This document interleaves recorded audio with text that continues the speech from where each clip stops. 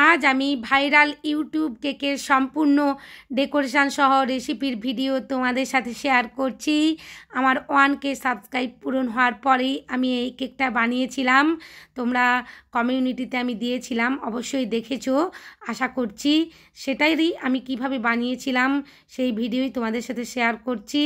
কত সুন্দর লাগছিল দেখতে কেকটা। তোমরাও যারা 1K পূরণ করবে তারা এরকম ধরনের একটা কেক বাড়িতে অবশ্যই বানাতে পারবে আশা করছি।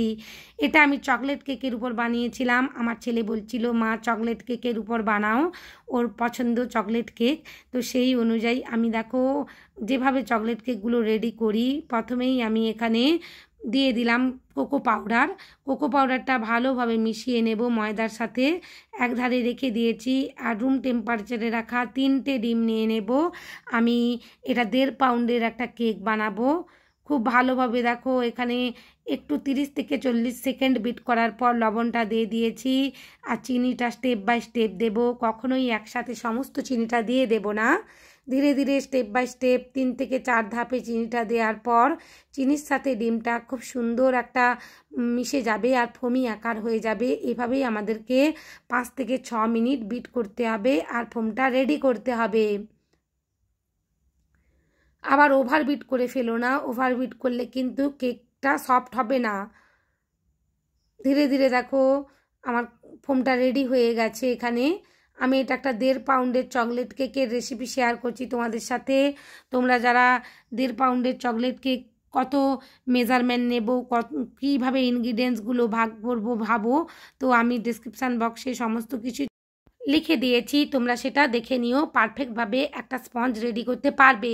দেখো এখানে চকলেট কেক যেহেতু চকলেট এসেন্স আর ভ্যানিলা এসেন্স আমি দিয়ে দিলাম আর 6 থেকে 7 সেকেন্ডের জন্য বিট করেছি। বিটারের কাঁটাটা আমি খুলে নিয়েছি, তারপর স্ট্রেনারের সাহায্যে ধীরে ধীরে দেখো আমি ময়দাটা চেলে নেব। কোকো পাউডার মেশানো যে ময়দাটা, আর খুবই আলতো হাতে একই ডিরেকশানে আমি কিন্তু ঘুরিয়ে ঘুরিয়ে মিশিয়ে নেব। এখানে আমি 2টো ধাপেই একটু আমি সাহস দেখাতে যাচ্ছিলাম, তো দেখিয়েই দিলাম, কোনো রকমের অসুবিধে হয়নি। খুব ভালোভাবেই স্পঞ্জটা রেডি হচ্ছিল। চকলেট কেকের ক্ষেত্রে সবসময় তোমাদের বলে রাখি 3 থেকে 4 ধাপেই কিন্তু এখানে ময়দাটা মেশানোর চেষ্টা করবে। একসাথে কিন্তু সমস্ত ময়দার কোকো পাউডারটা দিতে যেও না, তাহলে ফোমটা বসে যাওয়ার সম্ভাবনা থাকবে। তোমাদের দেখো আমি স্প্যাচুলার সাহায্যেও দেখিয়ে দিচ্ছি, খুব সুন্দরভাবে একটা ফোমি আকার ব্যাটার রেডি হয়েছে। এরপর আগে থেকে একটা কেক টিন রেডি করে রেখেছিলাম, স্কোয়ার কেক টিন, তার মধ্যে সমস্ত ব্যাটারটা আমি ঢেলে নিলাম। আমি ওটিজির মধ্যে 30 মিনিটের জন্য বেক করেছি। তোমরা এটা গ্যাস ওভেনের মধ্যে 30 থেকে 35 মিনিটের মধ্যেই বেক করবে, বেশি সময় ধরে বেক করবে না। গ্যাস ওভেনের মধ্যে বেক করলেও 30 থেকে 35 মিনিটের মধ্যেই বেক হয়ে যাবে অনায়াসেই।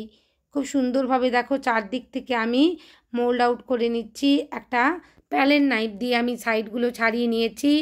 এরপর দেখো বাটার পেপারটা খুব ভালোভাবে তুলে নিলাম আর 3টে লেয়ারে আমি ভাগ করে নেব। তোমরা যারা 2টো লেয়ারে ভাগ করতে চাও করে নিতেই পারো, কোনো অসুবিধে নেই। আমি 3টে লেয়ারে দেখো এখানে ভাগ করে নিচ্ছি। আর স্কোয়ার কেকগুলো বানাতে গিয়ে আমার যে সমস্ত বন্ধুরা অসুবিধের মধ্যে পড়ো, কিভাবে লেয়ার কাট করব, কিভাবে ক্রিম আইসিং করব, সম্পূর্ণ কিন্তু ভিডিওর মধ্যে আমি দেখিয়ে দিয়েছি। তোমরা যদি সময় বের করে একটু এই ভিডিওটা দেখে নাও পারফেক্টভাবে, তাহলে তোমরা বাড়িতে এই ধরনের স্কোয়ার কেকগুলো বানাতে গিয়ে কোনো রকমের অসুবিধেই পড়বে না। এখানে দেখো আমি সুগার সিরাপ দিয়ে খুব ভালো করে সোপ করে নেব। এটা যেহেতু চকলেট কেক একটু ভালো করে সোপ করে নিয়েছি।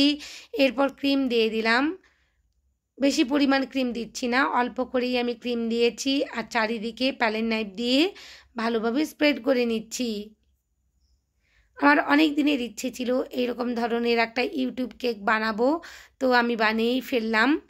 তোমাদের যদি এই ডিজাইনটা বা এইভাবে রেসিপিটা ভালো লাগে অবশ্যই তোমরা কিন্তু ট্রাই করো বাড়িতে, আর কেমন হলো আমাকে অবশ্যই কমেন্ট সেকশানে জানাতে ভুলো না। আর আমার চ্যানেলে নতুন বন্ধু হয়ে থাকলে চ্যানেলটা সাবস্ক্রাইব করবার অনুরোধ জানালাম আর পাশে থাকা বেল আইকনটি ক্লিক করতে ভুলো না, যাতে সমস্ত ভিডিওর নোটিফিকেশান তোমাদের কাছে পৌঁছে যায়। আর লাইক শেয়ার কমেন্ট অবশ্যই করো, তোমাদের লাইক শেয়ার কমেন্ট আমাকে নতুন নতুন কাজ করতে উৎসাহিত করে। দেখো ধীরে ধীরে আমি দ্বিতীয় স্পঞ্জটাও বসিয়ে দিয়েছি আর ভালো করে সুগার সিরাপ দিয়ে সোপ করে নিয়েছি। এরপর যেভাবে আমি চকলেট গানাশ দিয়ে থাকি স্পঞ্জের মধ্যে, সেভাবেই চকলেট গানাশটা ভালোভাবে স্প্রেড করে নিয়েছি। এবারও আমি অল্প করে ক্রিম দিয়ে চারিদিকে লেয়ারে ভরে নেব। এইভাবে যদি কোয়ালিটি মেনটেন করে কেক বানাও, খুব কাস্টমার খুশি হয়ে যাবে, আবার রিপিটেড তোমাকে অর্ডার দেবে। আর বাড়ির মানুষদের জন্য যদি বানাও, বাড়ির মানুষরা তো আহ্লাদে আটখানা হয়ে যাবে, তোমার প্রশংসাই করতে থাকবে। আমি বারবার একই কথা বলি, তোমরা যারা কেক বানাতে গিয়ে ভয় পাও, তোমরা বানাতে গিয়েও পিছিয়ে আসো। আশা করছি আমার এই কথাগুলো, আমার এই কেকের রেসিপি ডিজাইনগুলো তোমাদের উপকারে লাগবে বা তোমাদেরকে উৎসাহিত করবে নতুন কাজ করবার জন্য। এরপর আমি তৃতীয় লেয়ারটা বসিয়ে দিয়েছি। খুব সাবধানে একই রকমভাবে আমি সুগার সিরাপ দিয়ে সোপ করে নিলাম।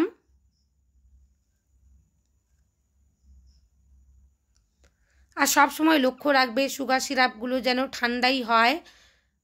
গরম থাকলে কিন্তু এভাবে চকলেট বা ক্রিম দিয়ে যখনই কাজ করতে থাকবে, মেল্ট হতে থাকবে, পারফেক্টভাবে রেজাল্ট আসবে না। চকলেট গানাশটা অবশ্যই কিন্তু চারিদিকে একটা প্যালেন নাইফ দিয়ে স্প্রেড করে নিতে হবে। এখানে অল্প পরিমাণে একটু ক্রিম দিয়েছি, তারপরে ভালো করে আমি ক্রাম কোটিং করে ফ্রিজের মধ্যে রেখে দেব 15 থেকে 20 মিনিটের জন্য। ধীরে ধীরে দেখো এখানে আমি কত সুন্দরভাবে ক্রিমটা স্প্রেড করে দিচ্ছি আর ক্রাম কোটিংটা করে নেব। খুবই সাবধানের সাথে কাজগুলো করবে। ধীরে ধীরে দেখো ক্রিমটা কিভাবে আমি কেকের স্পঞ্জের মধ্যে লাগিয়ে নিচ্ছি। খুব ভালোভাবে আমার ক্রাম কোটিং করা হয়ে গেছে। আমি বোর্ডটা ক্লিন করে নেব। বোর্ডটা অবশ্যই কিন্তু ক্লিন করে নিও, ক্লিন করতে ভুলো না, নাহলে ফিনিশিংয়ের সময় ওই ক্রামগুলোই কিন্তু ডিস্টার্ব করবে, ভালোভাবে ফিনিশিং আনতে পারবে না। ফ্রিজের মধ্যে 15 থেকে 20 মিনিট রেখে দিয়েছিলাম। তারপরেই এখানে হোয়াইট বেশি আমি রেডি করব হোয়াইট কালারের ক্রিম দিয়ে, তাই হোয়াইট কালারের ক্রিম দিয়ে দিয়েছি উপরের অংশে। ভালোভাবে চারিদিকে এক্সট্রা ক্রিমগুলো ছড়িয়ে নিচ্ছি। প্যারের নাইফ দিয়ে ধীরে ধীরে এক্সট্রা ক্রিমগুলো চারিদিকে ছড়িয়ে নিয়েছি। এরপর সাইডের অংশ থেকেও অল্প অল্প করে ক্রিম দিয়ে আমি ভরে নেব। দেখো ধীরে ধীরে কিন্তু চারিদিক থেকে অল্প অল্প করে ক্রিম দিয়ে এই কাজটা করতে হবে। আর কোনাগুলোতেও একটু ভালো করে ক্রিম দিতে হবে, বেশি করেই, যেন স্পঞ্জ বেরিয়ে না থাকে। যেহেতু এটা স্কোয়ার কেক বানানো হচ্ছে, তাই স্কোয়ার কেকগুলোর কর্নগুলোতে অবশ্যই কিন্তু একটু এক্সট্রা ক্রিম দিয়ে দেবে, নাহলে কর্নগুলোর যে স্পঞ্জ থাকে সেগুলো দেখা যাবে আর ভালো লাগবে না কেকটার ফিনিশিং। তাই এই টিপসটা আমি তোমাদের এখানে দিয়ে রাখলাম। আবারও অল্প করে ক্রিম দিয়ে একটা দিক বাকি ছিল, তো সেই দিকটাও ভালো করে ক্রিম লাগিয়ে নিয়েছি। আর একই রকমভাবে উপরের এক্সট্রা ক্রিমগুলো তুলে নেব। এই কেকের কোণগুলো কিন্তু কভার করার চেষ্টা করো, ছেড়ে যেও না। কভার যদি না করো ক্রিম দিয়ে, তাহলে দেখতে ভালো লাগবে না। খুবই ধীরে ধীরে দেখো প্যালেন নাইফটা কিন্তু আমি এখানে লাগিয়ে নিয়ে এক্সট্রা যে ক্রিম দিয়ে কর্নগুলোতে পূরণ করে নেওয়ার চেষ্টা করছি। কেকটা দেখো আমার প্রায় ফিনিশিংয়ের পথেই। কর্নগুলোতে আমি একটু করে প্যালেন নাইফগুলো লাগিয়ে নিয়ে তুলে নিচ্ছি।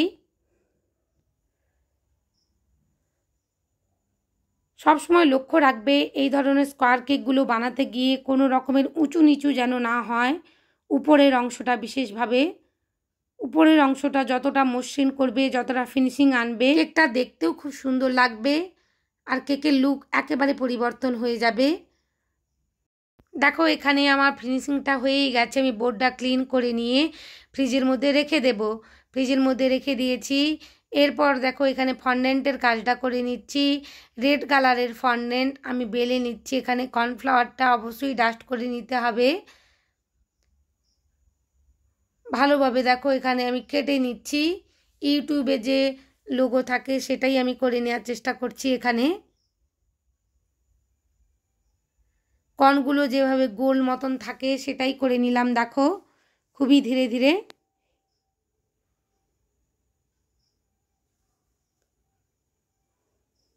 ফন্ডেন্ট দিয়ে টপার অবশ্যই বানানো যাবে যদি একটু টেকনিক তোমরা অ্যাপ্লাই করো। ভালোভাবে ফন্ডেন্টটা সেট করে নিয়ে তারপর যদি টপারগুলো বানাও অনায়াসেই কিন্তু টপারগুলো এখানে রেডি করতে পারবে। দেখো ধীরে ধীরে আমি খুব সুন্দরভাবে কর্নগুলো গোল করে নিচ্ছি, যেভাবে ইউটিউবের কর্নগুলো একটু গোল রাউন্ড মতন থাকে লোগোর মধ্যে, সেটাই করে নিলাম। এরপর একটু হোয়াইট কালারের ফন্ডেন্ট নিয়ে নিয়েছি। হোয়াইট কালারের ফন্ডেন্টটা কেটে নেব, ত্রিভুজের মতন যে একটা শাইন থাকে সেই রকমভাবেই আমি কেটে নিলাম। এরপর আমি বসিয়ে দেব, রেড কালারের মাঝের অংশ বরাবর আমি বসিয়ে দিলাম। কি বন্ধুরা, লাগছে না পুরো ইউটিউব? যদি ভালো লাগে প্লিজ প্লিজ তোমরা বাড়িতে বানিও, আর আমার চ্যানেলটা সাবস্ক্রাইব করবার অনুরোধ জানালাম। নতুন বন্ধু হয়ে থাকলে অবশ্যই তোমরা সাবস্ক্রাইব করো বন্ধুরা, নতুন নতুন কেকের ভিডিও আনবার বা বানাবার উৎসাহ পাই। তোমাদের লাইক শেয়ার কমেন্ট ভালোবাসা আমাকে নতুন নতুন কাজ করতে উৎসাহিত করে। ধীরে ধীরে দেখো এখানে রেড কালারের 4টে আমি কেটে নেব রিবনের মতন। কেকের মধ্যে আমি ডেকোরেশন করব, সেই অনুযায়ী আমি লম্বাটায় কেটে নিচ্ছি, যে কতটা চওড়া কতটা লম্বা আমার লাগবে সেই অনুযায়ী আমি এটাকে কেটে নিয়েছি। দেখো এখানে কিন্তু আমি পিৎজা কাটারটাই ইউজ করছি। এক্সট্রো নাইফ দিয়ে এখানে কখনোই পারফেক্টভাবে কাটা যাবে না। এখানে একটু হোয়াইট কালারের ফন্ডেন্ট আমি দেখো বেলে নিয়েছি, এবার সেই অনুযায়ী আমি কেটে নেব, যার মধ্যে আমি ইউটিউব লেখাটা বসিয়ে নিয়েছিলাম, তোমরা থাম্বনেলে দেখেছো। এভাবে হোয়াইট কালারের আর রেড কালারের ফন্ডেন্ট রেডি করে ফেলেছি।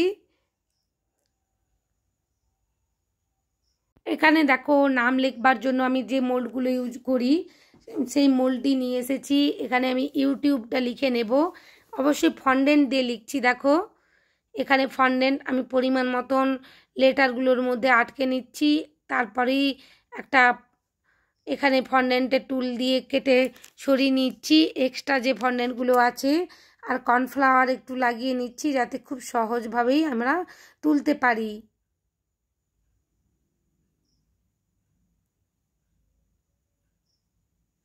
ধীরে ধীরে কিন্তু কর্নফ্লাওয়ার একটু ডাস্ট করে নিতে হবে, নাহলে এখানে যে নাম লেখার জন্য লেটারগুলো রেডি করছি সেগুলো ভেঙে যাওয়ার সম্ভাবনা থাকবে। তাই অবশ্যই একটু করে কর্নফ্লাওয়ার ডাস্ট করে নেবে হাতের মধ্যে বা এখানে ফন্ডেন্ট ম্যাটের মধ্যে। এখানে দেখো আমার 3টে লেটার লেখা হয়ে গেছে। এরপর একটু রেড কালারের ফন্ডেন্ট আমি ভালোভাবে কেটে নিচ্ছি, 1 লিখে নেব, 1। দেখো 1টা কত সুন্দরভাবে আমি করে নিলাম ফন্ডেন্ট দিয়ে। তোমরাও এরকম যখন কোনো বার্থডের অর্ডার আসবে 1 বছর 2 বছর, তোমরাও এরকম ধরনের লেটারগুলো ধীরে ধীরে লিখে নিতেই পারো ফন্ডেন্ট দিয়ে, কোনো রকমের অসুবিধে হবে না। আমি 1 লেখাটা রেখে দিলাম এক ধারে। এরপরে দেখো আমি এখানে কে লিখে নেব, কে কে লিখবার জন্য আমি ছোট করে নিয়েছি ফন্ডেন্টের যে টুকরোগুলো ছিল।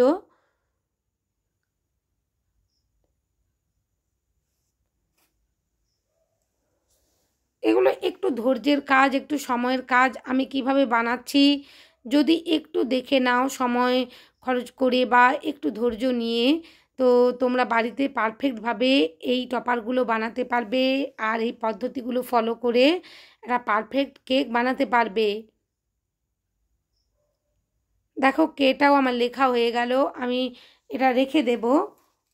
কেকে বসানোর আগে আমি আগের দিন রাত্রেই বানিয়ে রেখেছিলাম, কেকে বসানোর আগেই আমি এটা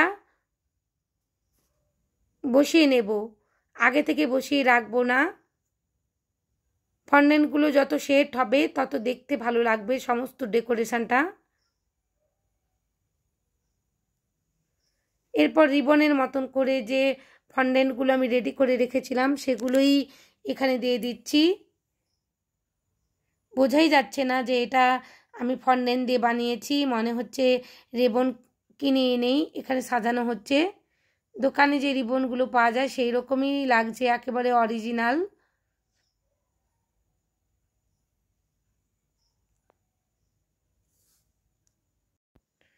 খুব সুন্দর দেখাচ্ছিল এমনিতেই। এবার 4 কোণ থেকে আমি 4টে রিবনের মতন দিয়ে দেব।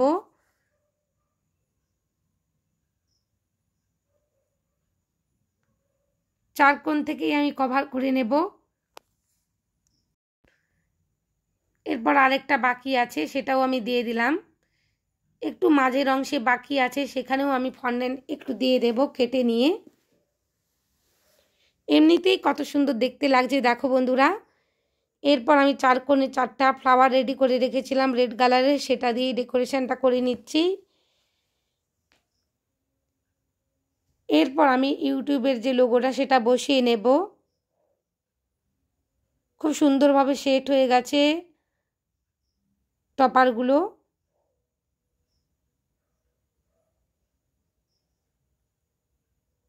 এরপর আমি ইউটিউব লেখাটা লিখে নেব, এখানে বসিয়ে দিচ্ছি দেখো।